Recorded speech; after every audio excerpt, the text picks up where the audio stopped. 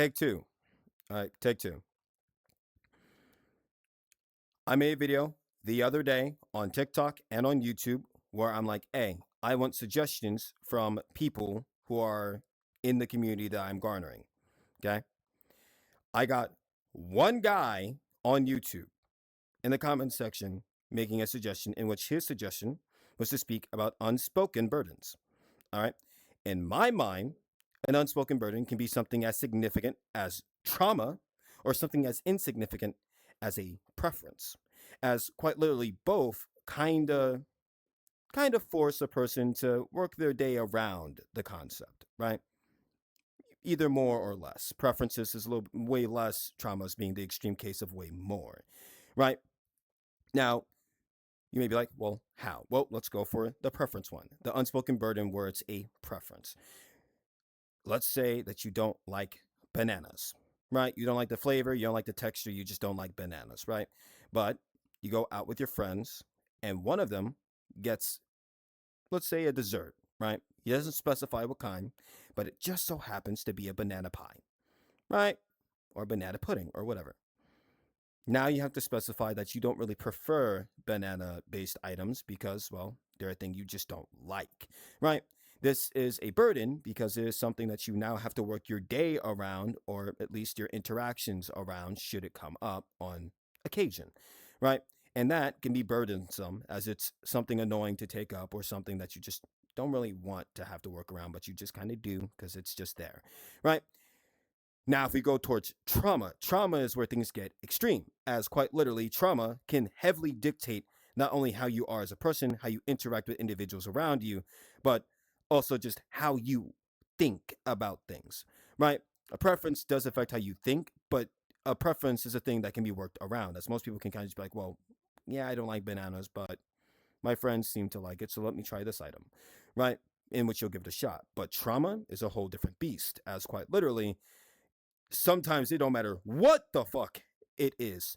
If you don't like it because it's associated with something bad or traumatic, that's it. There is no maybe. That is it. That is all. Right? In which trauma is a thing that is worked around heavily. Now, the reason why I view this topic as good to speak about is because these affect how you interact with a person socially, not only just in VR chat, but IRL as well, right? And they're things that aren't insignificant. They are things that are actually really important and something that needs to be thought about relatively often, right? Or at the very least on occasion, right?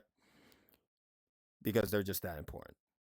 If you're going to be interacting with somebody and they don't know what's up with you and they just now met you and you have a traumatic reaction to something because of your past, right? It would have probably been indicative for them to know about it or at least learn about it in that moment, which is why I say that trauma is something that isn't insignificant at all.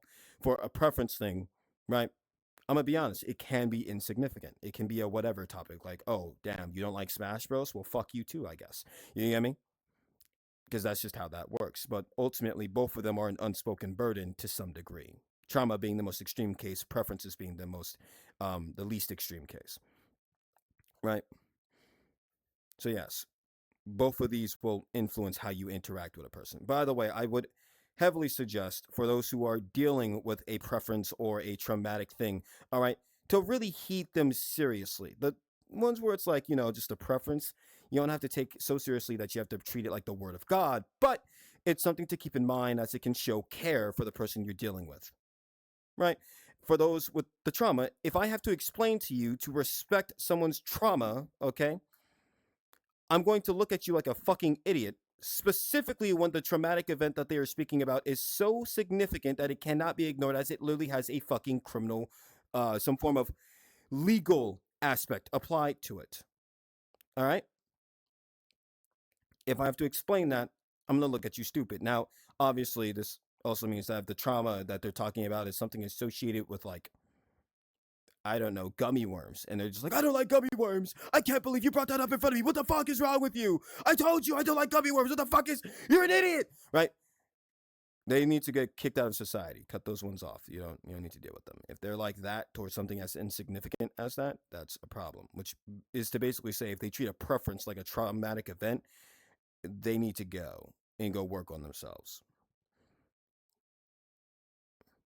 All right. So I think that's relatively understood